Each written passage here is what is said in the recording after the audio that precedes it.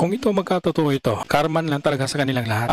Ang sabi ni Pangulong Duterte ay kung makakabalik siya sa Malacanang ay aaresto niya lahat yung mga congressman na yan dahil sa sobrang napakakurakot raw. Ito. Tang ina bumabalik ako, arestuhin ko kayo lahat. Kayo, pasok sa Congress, eleksyon nanalo, sige, paglabas niyan, pagkatapos, Rolex na.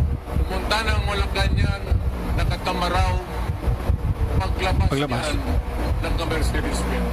Busog kayo lahat. Tingnan ninyo yung mga bahay noon ng mga congressman at tingnan ninyo ngayon kung ano kayaman sila. Lalo na yung mga bahay nila sa Maynila. Mga wala kayong prinsipyo ng tangina nila.